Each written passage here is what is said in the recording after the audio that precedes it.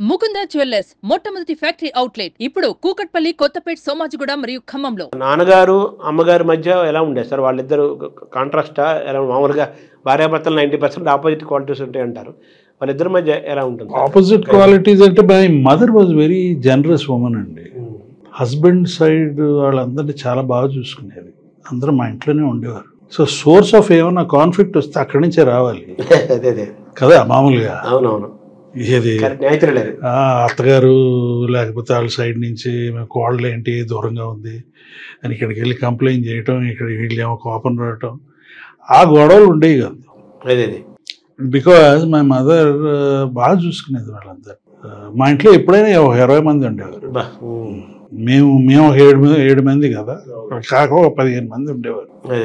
So some of them were that side, most of them were my father side maximum. Plus ఆయన he use to give a lot of value to his wife Annapurnamma గారికి. ఇప్పుడు అందరూ కొంచెం ఊదర కొడుతూ ఉంటారు బయట నుంచి వచ్చి, నమ్ముతానికి లేదు, సినిమా ఆడేస్తుందండి 100 రోజులు, కలెక్షన్లు చాలా బ్రహ్మాండంగా ఉన్నాయి, ఏదో ఇవాళ తగ్గింది వాన వచ్చింది కాబట్టి ఇవన్నీ చెప్తూ ఉంటారు. బట్ వీళ్ళు కదా కరెక్ట్గా చెప్పేది.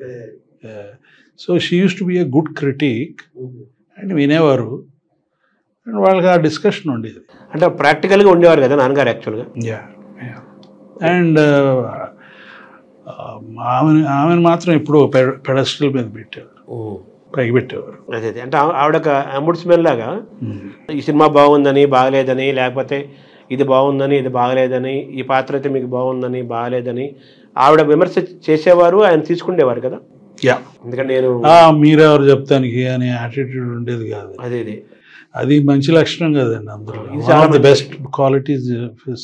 Problem with all creative people and film industry, చుట్టూ పొగిడే వాళ్ళు ఎక్కువ మంది, వాళ్ళ స్వార్థం కోసం భజంత్రీలు ఉంటారు, కొంతమంది ఉంటారు.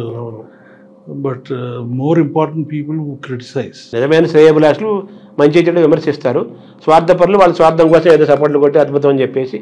So he was very aware of that. ఆ లోకం తెలుసు కదా, లోకం పోకడ తెలుసు. తర్వాత నాన్నగారు అది శ్రీకృష్ణార్జున ఏదో ఎన్టీఆర్ ఎదురు కలిసినప్పుడు మీరు ఇంకా ఆయనతో కలిపి ఈ పౌరాణిక వెయ్యొద్దు అని చెప్పి. నేను వినలేదు కానీ అంటారు, నాకు వాళ్ళు వీళ్ళు చెప్పారు. అదే మీరు ఆయన పక్కన మీరు ఉంటే నిజమే అని చెప్తారండి. నేను వినలేదు.